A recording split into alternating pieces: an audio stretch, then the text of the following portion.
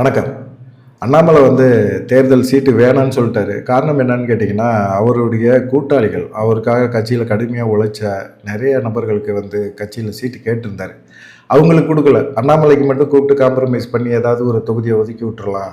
அண்ணாமலை இந்த தேர்தல்ல போட்டி போடலைன்னா, தமிழ்நாடு முழுவதும் பாஜக வேட்பாளர்கள் மிகப்பெரிய அளவுல ஒரு தோல்விய சந்திப்பாங்க. குறிப்பா அண்ணாமலை தேர்தல் பிரச்சாரம் பண்ணி ஆகணும்.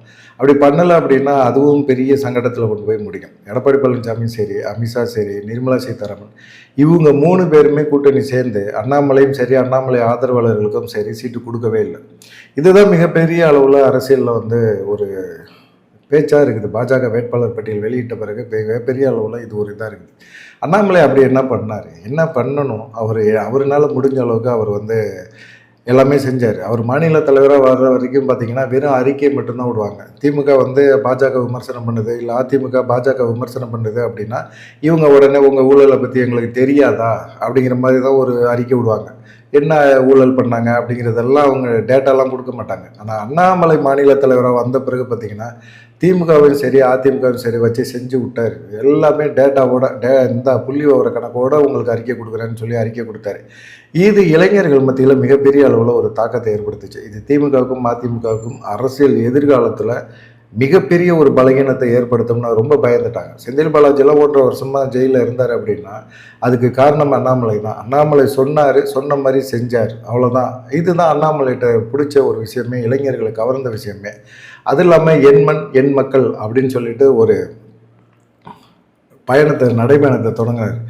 எல்லாமே பார்த்தீங்கன்னா தாமரை ஒரு சின்னத்தை கொண்டு போய் மக்கள் மத்தியில் கொண்டு போனார். இவங்க எல்லாம் முன்னாடி இருந்தவங்க எல்லாருமே என்ன செய்வாங்க, ஸ்டேஜாக ஒரு ஸ்டேஜை போட்டு அங்கே ஒரு மேடையை போட்டு தாமரை சின்னத்துக்கு ஓட்டு போடுங்க அப்படின்னு கேட்பாங்க. அங்கே இருக்கிறவங்க எல்லாருமே என்ன, கூட்டிகிட்டு வந்த நபர்கள், காசு கொடுத்து கூட்டிகிட்டு வந்த நபர்கள், அவங்களுக்கு தாமரை சின்னம் தெரியும். அவங்கள்ட்டே தாமரைக்கு ஓட்டு போடுங்கன்னு கேட்டுட்டு போகிறத விட நம்ம நடந்து போவோம், ஒவ்வொரு கிராமமாக போவோம், மக்கள்கிட்ட பேசுவோம், மக்களோட பிரச்சனை என்னன்னு கேட்போம் அப்படின்னு சொல்லி தான் அவர் முயற்சி பண்ணார். முயற்சி பண்ணி அதில் சக்ஸஸும் பண்ணார். தாமரை சின்னம் கிராமங்கள் முழுவதும் போய் பரவுற அளவுக்கு கொண்டு போய் சேர்த்தார்.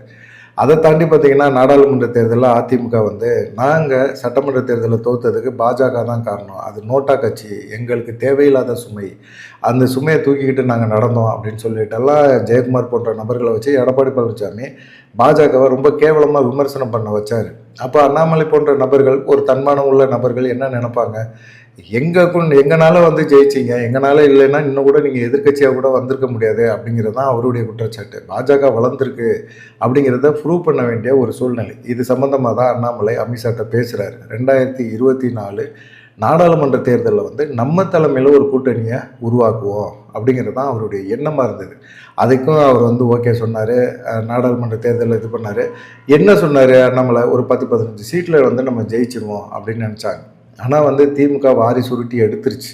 ஆனாலும் பார்த்தீங்கன்னா, அதிமுகவை டெபாசிட் இலக்க வச்சுருக்காங்க. அதிமுக நிறைய இடங்கள்ல 3வது இடம் 4வது இடத்துக்கு தள்ள வச்சுருக்காங்க. இந்த மாதிரி சூழ்நிலையெல்லாம் உருவான பிறகு எடப்பாடி பழனிசாமி மிரண்டு போயிட்டார்.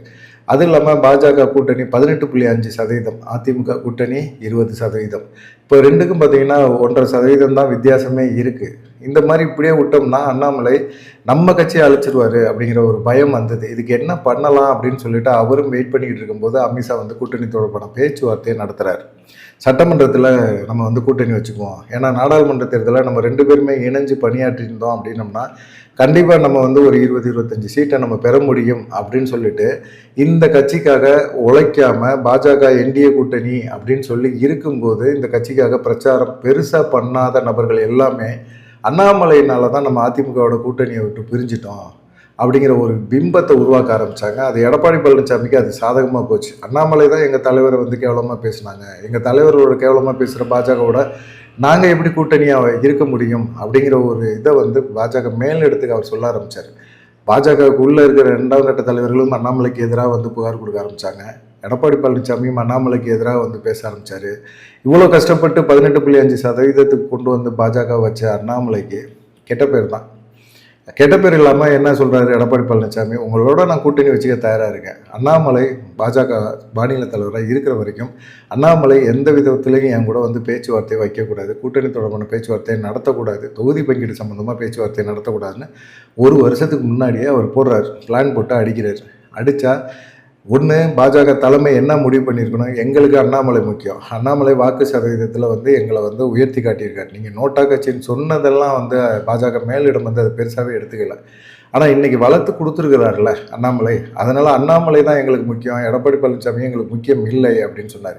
இதுக்கிடையில் அண்ணாமலை ஒரு விஷயத்தை வந்து சொல்கிறாரு, 2026 சட்டமன்ற தேர்தலில் நம்ம யாரோடையும் கூட்டணி வைக்க வேணாம், நம்ம தலைமையில் கூட்டணியை அமைப்போம், திராவிட கட்சிகளே வேணாம், அதிமுக திமுக ரெண்டுமே ஊழல் கட்சி, ரெண்டு கட்சிகளும் வேணாம், என்டிஏ கூட்டணி தலைமையில் ஒரு அணியை நம்ம உருவாக்குவோம், ஜெயிப்போம், நம்ம ஒரு 20 தொகுதிகளாவது நம்மளால் ஜெயிக்க முடியும், பாஜக தமிழ்நாட்டில் ஒரு எதிர்கட்சியாக கூட நான் கொண்டு வர முடியும் அப்படின்னு சொன்னாங்க.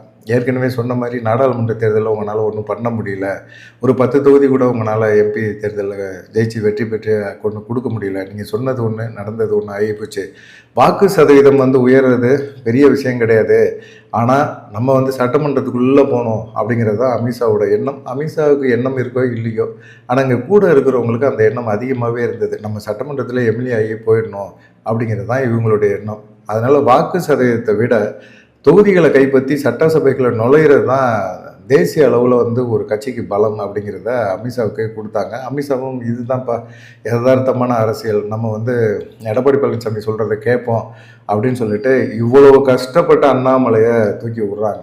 என்னடா இது அப்படின்னு சொல்லிட்டு அது தூக்கி விட்டது இல்லாமல் அண்ணாமலைக்கு அப்புறமா யார் மாநில தலைவராக வரணும் அப்படின்னு சொல்லி ஒரு முடிவை வந்து எடப்பாடி பழனிசாமி எடுக்கிறார். அதிமுகவில் வந்து பாஜகவுக்கு போன நயினா நாகேந்திரனுக்கு மாநில தலைவர் பதவியை கொடுங்க அப்படின்னு சொல்லி எடப்பாடி பழனிசாமி கொடுக்குறாரு.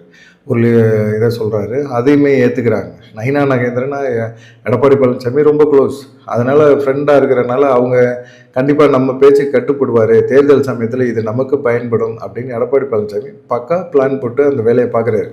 அந்த வேலையை பார்த்த பிறகு பார்த்திங்கன்னா இப்போது என்ன நடக்குது, எடப்பாடி பழனிசாமி சொன்ன மாதிரியே நயினா நாகேந்திரன் நடந்துக்கிட்டாரு. இப்போ 27 தொகுதி வாங்கியாச்சு. 27 தொகுதி பாஜக எதிர்பார்த்தது அதிகம், 27 தொகுதியில் சுருக்குனாரு. 27 தொகுதியில் பாஜக பெருசாக ஜெயிக்க முடியாத அளவுக்கு கொண்டு வந்து நின்றுருக்காரு.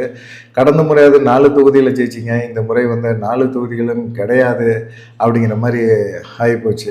சரி, பாஜக வேட்பாளர் பட்டியலில் வந்து அண்ணாமலை மிகவும் எதிர்பார்த்த அண்ணாமலை கண்டிப்பாக இருக்கணும் வேட்பாளர் பட்டியல் வெளியிடும்போது அப்படின்னு சொல்லி பியூஷ் கோயல் வந்து பாண்டிச்சேரியில் பிரச்சாரம் பண்ணவரை வர வச்சு பேசினாங்க. சரி, பேசுகிறாங்க அப்படிங்கும்போதே பார்த்தீங்கன்னா ஒரு விஷயம் தெளிவாக தெரிஞ்சிருச்சு, அண்ணாமலைக்கு சீட்டு கொடுக்க போகிறாங்கன்னு. அண்ணாமலை வந்து ஆரம்பத்திலே சொல்லிட்டார், எனக்கு வேணாம், எனக்கு எந்த சீட்டுமே வேணாம் அப்படின்னு சொல்லிட்டார். இல்லைங்க, கோயம்புத்தூர் வடக்கு தர்றாங்க, சிங்காநல்லூர், நீங்கள் எதிர்பார்த்த தொகுதிகளில் வந்து ஒரு தொகுதியை கொடுத்துருக்காங்க, நீங்கள் கோவை வடக்குலேயே இது பண்ணுங்கள், வானதி சீனிவாசனை வேணாம் மாற்றிக்கலான்னு சொல்லிட்டா. இல்லை வேணாம், அந்த வானதி அக்காவே போட்டி போட்டால் எனக்கு வேணாம் அப்படிங்கிற மாதிரி அவருமே விலகிட்டார். எனக்கு வேணாம் அப்படின்னு சொல்லிட்டார். காரணம் வந்து அண்ணாமலைக்கு மட்டும் சீட்டு கொடுக்குறாங்க. அண்ணாமலை அதை விரும்பவே இல்லை. ஏன்னா அண்ணாமலை கூட சேர்ந்து எண்மண் எண் மக்கள் அப்படின்னு சொல்லி பாத யாத்திரைக்கு போனபோதெல்லாம் கூட இருந்ததெல்லாம் யார்? அமர்பிரசாத் ரெட்டி, அஸ்வத்வாமா, ஏபி முருகானந்தம், வினோத் பி செல்வம், எஸ்டி சூர்யா, இப்படி போன்ற நபர்கள் எல்லாம் இருந்தாங்க. அவங்களுக்கெல்லாம் எங்கே சீட்டு?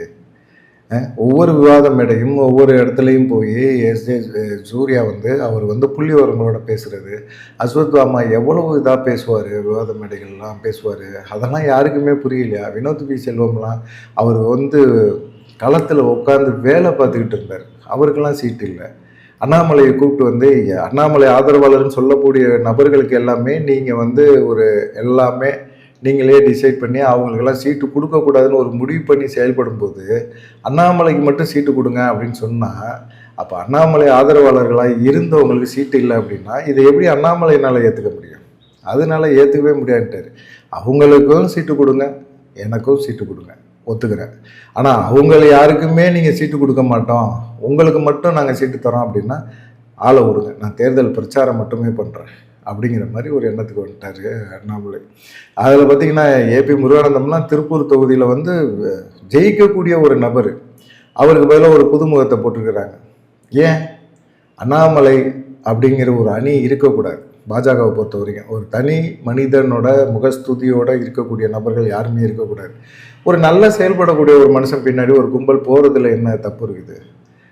நல்ல விமர்சனம் பண்ணுறாரு, நல்ல புள்ளி விவரங்களோட விமர்சனம் பண்ணுறாரு. அது திமுக இருந்தாலும் அதிமுக இருந்தாலும் புள்ளி விவரங்களோட பேசுகிறாரு அப்படின்னா, இதுபோல் ஒரு தலைவர் வந்து பாஜகவில் தமிழ்நாட்டில் ரொம்ப அரிதாக கிடைக்கக்கூடிய ஒரு நபர் கிடைச்சிருக்காரு அப்படின்னா, அதை பயன்படுத்த வேண்டியது பாஜகவில் இருக்க 2ஆம் கட்ட தலைவர்கள் தான். ஆனால் இவங்களுக்குள்ளே இருக்க ஈகோ பிரச்சனை இருக்குல்ல, எங்களுக்கு திறமையும் கிடையாது, ஆனால் பதவி, சுகம், அதிகாரம் எல்லாத்தையும் அனுபவிக்கணும்னு நினைக்கிறாங்கல்ல, இந்த போன்ற நபர்கள் வந்து இதுபோல் திறமையான நபர்களை உள்ளே விடக்கூடாது. அவங்கள எப்படியாவது ஓரம் கட்டிடணும். வேற ஒரு மனுஷனாக இருந்தால் கண்டிப்பாக இந்த விஷயங்கள்லேருந்து வெளியேறி எனக்கு கட்சியும் வேணாம் அரசியலும் வேணாம்னு சொல்லிட்டு வெளியேறி இருப்பாங்க. ஆனால் அண்ணாமலை இப்போ கூட கேரளாவில் போய் பிரச்சாரம் பண்ணிட்டு இருக்காரு. மோடி வந்து என்னை வரவேற்க அண்ணாமலை வரல, நான் தமிழ்நாட்டில் இருக்கேன், எனக்கு அண்ணாமலை வந்தே ஆகணும்னு ஒரு முக்கியத்துவம் கொடுக்குறாருல, இதுதான் அண்ணாமலையோட ப்ளஸ் பாயிண்ட்டு.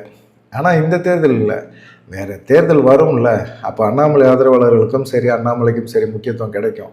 நமக்கு நேரம் தெரியல அப்படின்னு அண்ணாமலை கொஞ்சம் ஒதுங்கியே இருக்கிறாரு. பார்க்கலாம் என்ன நடக்கும்னு சொல்லிட்டு. அதில் வந்து குறிப்பாக பார்த்தீங்கன்னா 3 பேர் மிக முக்கியமான ஒரு 3 பேர், எடப்பாடி பழனிசாமி, அமித்ஷா, நிர்மலா சீதாராமன். இவங்க 3 பேருமே சேர்ந்து ஒரு திட்டம் போட்டு செயல்படுறாங்க.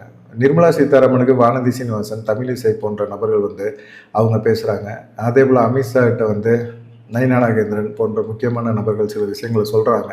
பிரதமர் மோடிக்கு மட்டும்தான் அண்ணாமலையை பிடிக்குது, மற்றபடி யாருமே பெருசாக வந்து அண்ணாமலையோட அவருடைய வளர்ச்சி வந்து பிடிக்கல. நமக்கு ஒரு பெரிய அளவில் எதிர்காலத்தில் சிக்கலை உருவாக்குவாரோ அப்படிங்கிற ஒரு பயம் அவங்கள்ட்ட இருக்குது. அது தெளிவாக தெரியுது அப்படிங்கிறது பார்க்கலாம் என்ன நடக்கும் அப்படின்னு சொல்லிட்டு. அண்ணாமலை அரசியலில் இருந்து ஓரங்கட்டப்படுறாரா ஒதுக்கப்படுறாரா அப்படிங்கிற கேள்வியெல்லாம் இருக்குது. ஓரமும் கட்டலை, ஒதுக்க முடியலை, அது ஒரு சூறாவளி பாது, எல்லாத்தையும் காலி பண்ணிட்டு போயிடும். இப்போ அமைதியாக இருக்குது, தென்றலாக இருக்கிற வரைக்கும் அனுபவிங்க அப்படின்னு சொல்கிறாங்க. பார்க்கலாம் என்ன நடக்குமா அப்படின்னு சொல்லி. உங்கள் மனசில் என்ன தோணுது அப்படிங்கிற ஒரு விஷயத்தையும் மறக்காமல் கமெண்ட் பண்ணுங்கள். நன்றி, வணக்கம்.